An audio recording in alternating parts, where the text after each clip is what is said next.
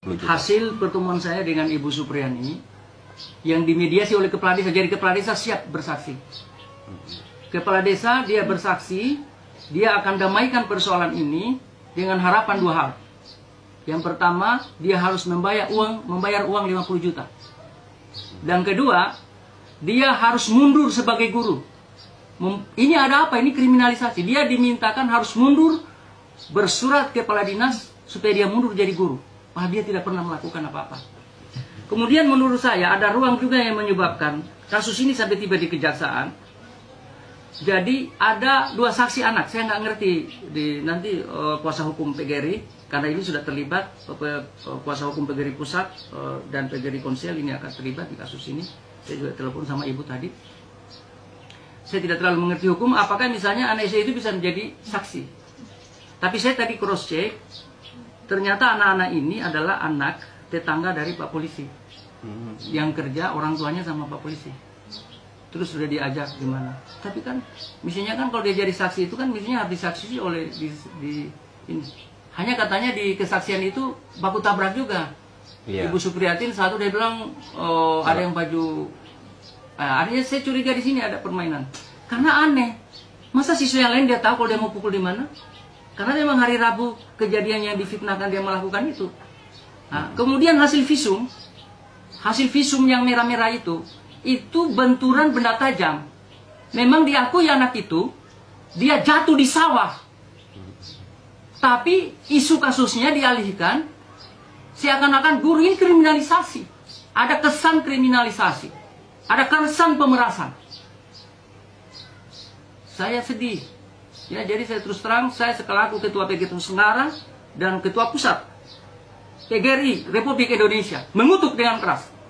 Dan saya berharap jangan ada yang coba main-main dengan peristiwa ini. Kembalikan sesuai dengan aturan hukumnya. Kalau memang guru saya salah, silakan. Tapi kalau memang ada kriminalisasi, dia tidak bersalah dan dia dipaksa-paksa oleh mohon maaf. Ternyata dia yang menyebabkan pergi juga minta maaf itu saya tidak tahu siapa, ada penyidiknya tadi disebut, dia ditelepon-telepon sama penyidik. Sudah, kamu datang saja katanya. Akui saja kesalahanmu, minta maaf saja. Jadi permintaan maaf itu lah dianggap bahwa dia mengakui kesalahan. Perkara ini, sebagaimana yang beredar di media, bahwasannya pelapor meminta sejumlah uang kepada terlapor. Dalam kesempatan ini, kami tegaskan bahwa itu adalah tidak benar dan merupakan sebuah hoax. Dipanggil ke sana. Bagaimana Pak, saya menanyakan kasus terkait warga saya, yaitu Ibu Suryani itu. Nah, muncul tangan yang menyampaikan 5 kanit dari Pak Kanit, Pak Kanit Reskrim. Jadi muncul ini angka dari Pak Kanit, Pak Amir. Iya. Nah, setelah itu saya tanya, ini 5 apa? 500 atau 5 juta? Bukan Pak, ini 5 besar. Berapa? 50. Iya, seperti itu. Bu, mungkin terkait dugaan-dugaan penganiayaan itu mungkin bisa membantah atau seperti apa Bu? Ya, semua itu tidak benar ya. Saya tidak pernah melakukan pemukulan itu terhadap penindakan. Bu, kalau terkait dengan yang permintaan itu kan sempat bantah oleh orang tua siswa yang Pak Hasim itu. Itu yang 50 juta katanya tidak betul. Gimana itu Bu? Apakah betul atau gimana Bu? Yang bilang itu bukan dari orang tua korban tapi Pak Desa. Yang tadinya menawarkan tapi dia tidak terima, kalau di bawah 50 juta dia mintanya siapnya 50. Yang tidak terima ini Pak orang tua siswa atau orang tua korban? Dia mengatakan sendiri gitu dan Ibu dengar langsung gitu? Dari Pak Desa. Dari Pak Desa. Bu, ini siswa perempuan itu atau bukan? Kejadian itu nanti di mana? Ada di kelas saya Pak. Kelas saya kelas 1B, sedangkan dia ada di kelas 1A. Berarti Tidak pernah. Berarti menegaskan lagi Ibu tidak pernah melakukan penganiayaan itu ya? Tidak pernah Pak, saya tidak pernah. Terkait ini Bu, kalau misalnya mengajar di SD 4 Baito itu sudah berapa lama? Sudah sekitar sekitar 16 tahun. Sudah 16 tahun ya, baru kali ini ada kasus seperti ini. Iya. Bu, ini foto ini diambil. Terima kasih Pak. Dari awal dari Polsek Barito sebelum terbit IP sudah dilakukan upaya mediasi. Akan tetapi yang bersangkutan awal itu tetap menolak, dia tidak mengakui apa yang dia sudah lakukan, sehingga kami bersepakat dengan istri untuk mencari keadilan. Adapun yang kami lakukan itu terkait penganiayaan. Oh, terkait penganiayaan. Tapi ini terkait permintaan uang 50 juta itu memang ada dari pihak korban atau bukan? Kalau terkait permintaan uang yang besarannya seperti itu Pak, tidak pernah kami meminta. Sekali lagi saya sampaikan, tidak pernah kami minta. Di upaya mediasi yang dilakukan pertama kali tersangka ini datang bersama kepala sekolah mengakui akan perbuatannya, kami sampaikan bahwa beri kami waktu untuk mendiskusikan ini, beri istri saya waktu untuk berpikir. Begitu pula di mediasi kedua yang didampingi oleh Kepala Desa Wonaraya, jawaban masih sama. Itu berapa kali mediasi sehingga dilanjutkan pelaporannya? Posisi ke rumah itu yang didampingi oleh kepala sekolah 1 kali, yang didampingi oleh kepala desa 1 kali, yang mereka datang sendiri itu kurang lebih 2 kali. Selepasnya itu kami ketemu di polsek.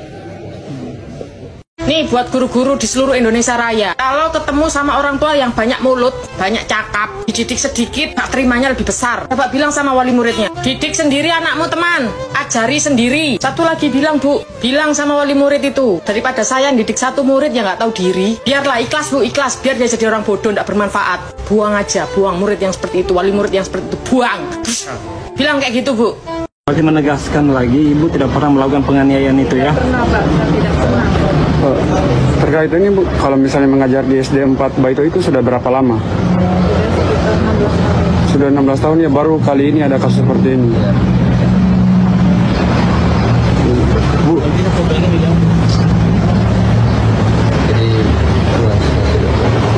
Bang, mungkin seorang guru honorer SD di Konawe Selatan, Sulawesi Tenggara bernama Supriyani menjadi tersangka dan harus mendekam di penjara seusai dituduh menganiaya murid kelas 1 SD.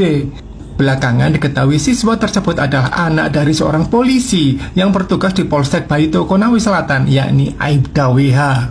Peristiwa bermula ketika ibu siswa berinisial M, yakni N, menemukan bekas luka di paha bagian belakang sang anak pada Kamis 25 April. M mengatakan bahwa luka tersebut didapat karena dirinya jatuh saat sedang bersama sang ayah, Aibda WH, di sawah. Keesokan harinya, N mengonfirmasi luka tersebut kepada sang suami. Aibda WH terkejut dan langsung menanyakan pada sang anak mengenai luka tersebut. Barulah M mengatakan bahwa dirinya dipukul oleh gurunya, Supriyani, menggunakan gagang sapu ijuk di sekolah pada Rabu 24 April. Aibda WH dan istrinya kemudian mengonfirmasi kejadian ini ke saksi yang mengetahui kejadian tersebut. Mengetahui hal ini, Aibda WH dan istrinya langsung melaporkan kejadian ke Polsek Barito. Polisi kemudian melakukan mediasi dan mendatangkan pelaku dan pihak keluarga korban. Dalam proses mediasi ini muncul kabar bahwa Supriyani dimintai uang damai sebesar 50 juta rupiah. Hal ini diungkapkan oleh penasihat hukum guru Supriyani dari Lembaga Bantuan Hukum HAMI Konawe Selatan, Syamsuddin. Lantaran Supriyani tak bisa menyanggupi uang damai tersebut, kasus hukum ini kemudian bergulir hingga ia ditetapkan jadi tersangka dan ditahan. Adapun Supriyani sendiri menyatakan dirinya tidak pernah melakukan pemukulan pada murid tersebut.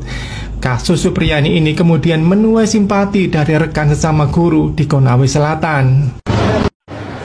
Di situ kan di pemberkasan, ya, di pemberkasan semua mengatakan bahwa itu ada alat, yaitu sapu.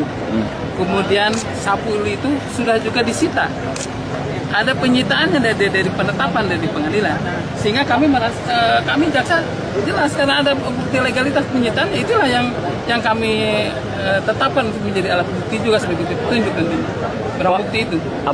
Tidak di ini dulu Pak, bahwa ini logis tidak misalnya ketika sapu ini memakai dipukulkan ke paha begitu ke anak itu menjadi lukanya seperti itu Pak? Ada dalam visum repertum, kita mengatakan tumpul kan? Ya. Itulah yang membuat para jaksa peneliti menyatakan bahwa benar tumpul itu, karena dikuatkan juga dalam visum.